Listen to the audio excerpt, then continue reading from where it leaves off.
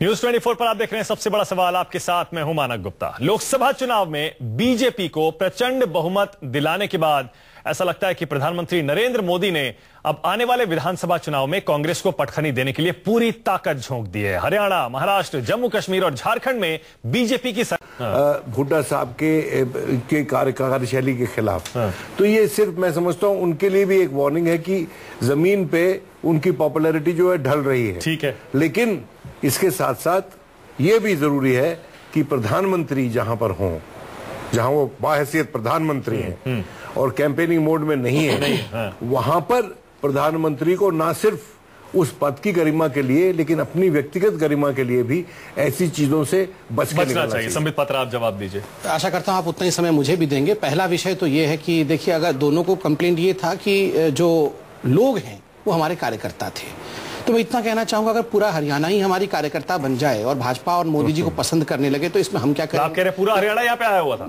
मैं ये क्या कहूंगा, आप कहीं भी और हो जाता। नहीं, ये तो लोग हैं, ये जनता है, ये किसी कार्यकर्ता थोड़ी है। अगर ये किसी को पसंद कर रहे हैं, पूरी हरियाणा अगर मोदी जी को पसंद करने लगे, उनकी वाहवाही करने लगे, तो मोदी जी क्या करेंगे? उनका काम अच्छा था इसलिए लोग पसंद कर रहे हैं। पूरा हरियाणा नहीं, बीच में मैं किसी के नहीं बोल रहा था, प्लीज सुन लीजिए। दूसरा महत्वपूर्ण विषय है, आप पूरा एक इंटेलिजेंस के विषय में बात कर रहे थे। मैं याद दिला दूं, थोड़े दिन पहले हुड्डा साहब ने एक वो निकाला था, रथ यात्रा निकाली थी, जिसमें कांग्रेस की रथ यात्रा थी, वो खुद के लोग थे और फिर भी एक आदमी चढ़ के थप्पड़ मार गया था उनको, वो कांग्रेस का कार्यकर्ता था। तो आप देखिए, जब कांग्रेस मौके पर चौका मत लगाइए। नहीं, मौके पर चौका मत लगाइए। कांग्रेस के कार्यकर्ता ही थप्पड़ मार रहे हैं तो ये जनता तो हिंदुस्तान की है। तीसरा विषय देख लीजिए, अभी साहब ने कहा सीएम को शर्मिंदा करने की जरूरत क्या थी? उनको साथ में बैठाकर पीएम की हैसियत से आप बोल रहे हैं वहां पर, तो वो अपने कर्मों से शर्मिंदा पहले से ही है। पीएम उनको शर्मिंदा नहीं कर रहे हैं। जो आदमी देश में काम नहीं करेगा, विकास नहीं करेगा, अब वक्त आ चुका है कि वो खुद ब खुद शर्मिंदा हो जाएगा, जनता उसे शर्मिंदा कर देगी। अब जवाब दीजिए मीम अफजल साहब। 7 सीटें बीजेपी जीती थी, आपका हरियाणा में क्या हाल हुआ था? रूलिंग पार्टी होने के बावजूद ये सबको पता है। ऐसे में आपको लगता है वाकई आप शिकायत करने की स्थिति में है कि मोदी जी ने हुड्डा साहब के साथ ये किया या भीड़ ने हुड्डा के भाषण में हुटिंग की? देखिए मानक जी, मैं एक बात कहूं आपसे, अभी मैंने विनोद भाई को भी सुना, मैं उनसे एग्री नहीं करता। उनकी पॉपुलैरिटी चाहे कम हो गई हो, हम 9 सीट क्या 10 की 10 हार जाते, पूरा हरियाणा भी कल हार जाए, कोई परवाह की बात नहीं है। लेकिन जिस वक्त तक वो चीफ मिनिस्टर हैं, उनकी मर्यादा अपनी जगह पर है और प्रधानमंत्री की मर्यादा अपनी जगह पर है। अगर हुड्डा साहब कोई ऐसी बात करते और खड़े होकर के कहते कि इस देश के अच्छे दिन आने वाले थे, अभी तक नहीं आए, तो क्या रिएक्शन होता संबित पात्रा जी का? और नाम न लेते प्रधानमंत्री जी का, और ये जुमला बोल देते तो क्या होता? जिस तरह से वहां मैं तो बोल रहा हूं, करके देखने से मालूम पड़ जाता, साफ जाहिर हो रहा था। मेरे को बोलने की आवश्यकता नहीं होती। हरियाणा के अवाम वहां मौजूद नहीं थे। नहीं, ये बिल्कुल गलत बात है और इसको सपोर्ट करना बुनियादी तौर पर एक बिल्कुल आप क्राइम कर रहे हैं।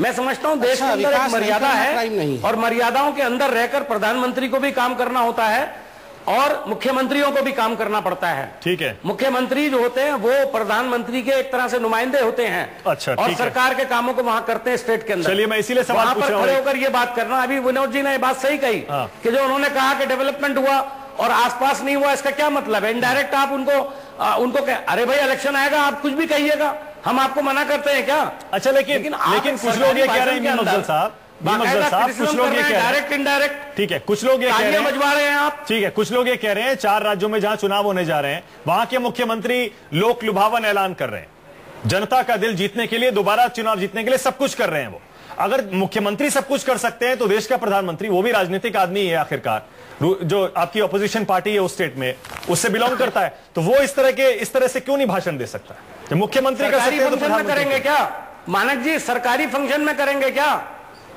मानक जी? सरकारी फंक्शन में करेंगे क्या? मैंने कब मना किया? रोज ऐलान करिए, किसने मना किया?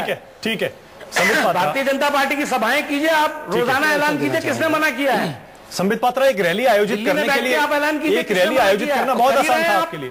नहीं, मैं ये पूछ रहा हूं, सरकारी फंक्शन में केवल कागज से पढ़ के कि हाँ ये सरकार इतने ये जो सड़क है ये 3 किलोमीटर की लंबी सड़क है, इसमें कोलतार इतना किलो लगा है, यही सब बोलेंगे। मतलब ये नहीं सुनिए, मैं कंप्लीट कर लूं प्लीज। यही सब बोलना चाहिए, या प्रधानमंत्री को बोलना चाहिए कि मेरे किसानों को पानी मिलना चाहिए, मेरे लोगों को सड़क मिलना चाहिए, और ये सब हम करेंगे। क्या अगर बीजेपी रूल स्टेट में जाते तब भी इसी तरह की बात करते हैं? क्यों नहीं? मध्य प्रदेश में जाकर ये बोलते हैं कि यहाँ आज भी गरीबी है, यहाँ आज भी भ्रष्टाचार हो रहा है, व्यापम घोटाले पर बोलते हैं। मध्य प्रदेश में बीजेपी रूल स्टेट छोड़ दीजिए, 2 बार जम्मू कश्मीर जा चुके हैं, क्या कोई कंट्रोवर्सी उठा वहां पे?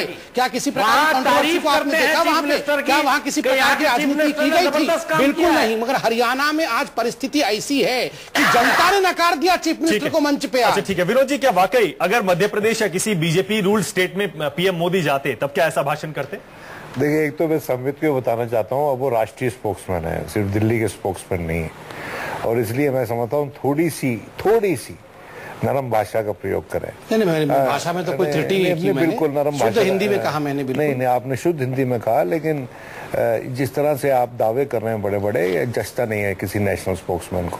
मतलब सर मैं इसको ऑब्जेक्ट करूंगा। आप बड़े बहुत रेस्पेक्ट करता हूं, आप सुन लीजिए, मैंने अपनी पार्टी के लिए अच्छे दावे किए हैं, जो मेरी पार्टी विकास की काम कर रही है। मैं नेशनल स्पोक्सपर्सन हूं या नहीं हूं, इसके लिए मैं दावे करना जो बंद कर दूं, जो सच्चाई है, मुझे लगता है अनुचित होगा। धन्यवाद सर। मेरे को पूरा सुना नहीं और जवाब दे दिया। ऐसा नेशनल स्पोक्समैन तो चलेगा नहीं भाई, पूरी बात सुन के जवाब देते हैं। मैं ये कह रहा हूं कि प्रोटोकॉल निभाना चाहिए। देखिए, आंख की शर्म प्रोटोकॉल से, इसके पीछे क्या है विनोद जी? समझ में आंख की शर्म प्रोटोकॉल से होती है। हमारी देश की राजनीति में इतनी तलखी पैदा हो गई है, इतनी बदमिजाजी पैदा हो गई है कि जो अंडरस्टेटमेंट है उसकी पावर को लोगों ने समझना बंद कर दिया है। आप कहते हैं महाराष्ट्र में अभी ऐसा ही इंसिडेंट पृथ्वीराज चौहान के साथ हुआ, ये बात मीम अफजल साहब को कहनी चाहिए, लेकिन मीम अफजल साहब भी शायद अपना होमवर्क ठीक करके नहीं आते, तो उन्होंने नहीं कही और मुझे कहनी पड़ रही है। और कल को समित पात्रा कहेंगे कि आप कांग्रेस के बिहाफ पे बोल रहे हैं। आपने कह दिया कि कह सकते हैं, आवश्यकता नहीं पड़ेगी। नहीं कह सकते हैं, कह सकते हैं। कोई भी पत्रकार इनके खिलाफ बोलेगा तो ये कहते हैं आप कांग्रेस के लिए बोल रहे हो। वो तो आप खुद ही कह रहे हैं सर, ये कैरेक्टर असोसिएशन में एक्सपर्ट हैं, लेकिन छोड़िए इन बातों को, करने की आवश्यकता नहीं पड़ी सर, वो तो आपने खुद कर दिया अपना। तो कैरेक्टर असोसिएशन में ये लोग एक्सपर्ट हैं कि आप इनके साथ नहीं है तो इनके खिलाफ है। ये जमहूरियत के ऐसे तोलते हैं इसको, ऐसा नहीं करना चाहिए। आप आज के दिन सत्ता में हैं केंद्र में, और सत्ता के साथ आती है रिस्पॉन्सिबिलिटी, और उस रिस्पॉन्सिबिलिटी का स्वरूप होता है हमारे देश का प्रधानमंत्री। ये संबित मात्रा का प्रधानमंत्री नहीं है सिर्फ आज के दिन, जिन्होंने वोट नहीं डाला उसका भी प्रधानमंत्री है। और अगर मेरा प्रधानमंत्री के से आकस्मिक कोई ऐसी बात हो जाती है तो मेरा अधिकार बनता है उन पर टिप्पणी करने का, और इनके पास अकेले के पास ठेकेदारी नहीं है उसको डिफेंड करने की। संबित पात्रा, मुझे लगता है मेरे पास ठेकेदारी है सत्य को डिफेंड करने की, और मैं अपने लास्ट सांस तक सत्य से डिफेंड करता रहूंगा। मुझे लगता है मोदी जी ने देश में एक बहुत बड़ा परिवर्तन लाया है। और आपने एक सेकंड, और ये जो जनता की हाथ ताली बजाते हुए आप दिखा रहे हैं ना अपने टेलीविजन स्क्रीन में बार बार, ये जनता है, इसके सामने हम जैसे 36,000 लोग झुक जाते हैं। और हमारी वजूद भी उनके कारण से है।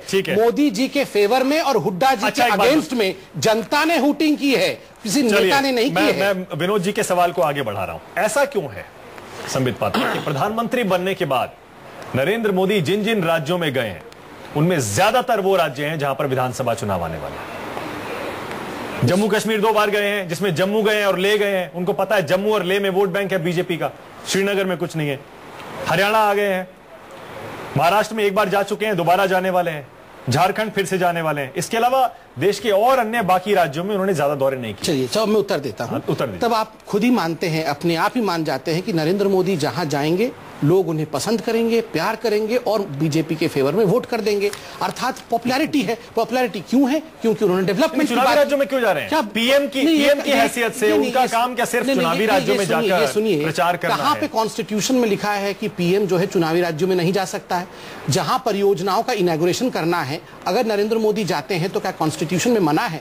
मगर इसका ये संयोग है, क्या इत्तेफाक है कि सारे के सारे प्रोजेक्ट उनके पीएम बनने के बाद चुनाव से इन्हीं 4 राज्यों में? मैं मानता हूं, चलिए अगर ये कोइंसिडेंस नहीं है, ये इंटेंशनली भी किया जा रहा है, अगर मान लेते हैं तो इसका अर्थ तो यही निकलता है ना कि जहां मोदी जाते हैं वहां हम जीत जाते हैं। क्यों ऐसा क्यों होता इसका मतलब आपके पास मोदी के अलावा और कोई नहीं है, इससे ये भी साबित होता है। ये सेकंड क्वेश्चन आ जाएगा। नहीं सुनिए, मोदी के अलावा कोई नहीं है, ये केवल कांग्रेस में हो सकता है कि गांधी के अलावा कोई नहीं है। ऑर्गेनाइजेशन है हमारे पास, इसीलिए 2 सीट से यहां तक हम आ पाए हैं, बिना ऑर्गेनाइजेशन के कुछ नहीं हो पाता। ये भी सच है कि नरेंद्र मोदी के अलावा। Closing comment 30 second meme Afzal साहब, 30 सेकंड बस। क्लोजिंग कमेंट, क्या आपको भी लग रहा है कि नरेंद्र मोदी प्रधानमंत्री की तरह बिहेव नहीं कर रहे हैं और बल्कि एक बीजेपी के नेता के तौर पर चुनाव प्रचार में लगे?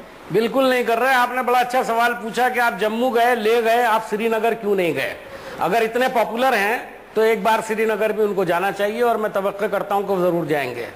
दूसरी अहम बात यह है कि मैं फिर ये कहूंगा कि संबित पात्रा जी जो कुछ भी कह रहे हैं वो अपनी जगह ठीक हो सकता है कि वो जहां जाते हैं चुनाव जीत जाते हैं, लेकिन मुझे इसमें से गुरूर की बू आ रही है और जो गुरूर करते हैं उनको बहुत ज्यादा दिनों तक आवाम कभी बर्दाश्त नहीं करते हैं। इस गुरूर से नीचे उतरना चाहिए और मोदी जी को हर जगह ये नहीं समझना चाहिए कि वो चुनावी भाषण कर रहे हैं। मैं समझता हूं कि प्रोटोकॉल का पालन करना चाहिए था, उनको गरिमा अपनी भी रखनी चाहिए थी। सर आपका पॉइंट क्लियर है, बिल्कुल समय मेरे पास, आपका पॉइंट क्लियर है। गुरूर नहीं करना चाहिए और प्रोटोकॉल का सम्मान करना चाहिए। सीएम हो या पीएम, दोनों पद की गरिमा को बनाए रखना चाहिए। बहुत बहुत शुक्रिया मीम अफजल साहब, सबसे बड़ा सवाल में आने के लिए बहुत बहुत शुक्रिया। संबित पात्रा, विनोद शर्मा, देखा आपने, बहस हमेशा बीजेपी कांग्रेस के बीच यही रहेगी कि गुरूर से किसी ने कोई सबक नहीं लिया। अगर नरेंद्र मोदी नहीं लेंगे तो कांग्रेस ऐसा कहती है कि उनको भी इसी तरह का हश्र देखना पड़ सकता है। खैर, अब देखना यह है कि जिन 4 राज्यों में नरेंद्र मोदी पूरी ताकत झोंक रहे हैं चुनाव प्रचार में, वहां क्या होता है बीजेपी का। एक छोटा सा ब्रेक के बाद 100 खबरें न्यूज शतक में।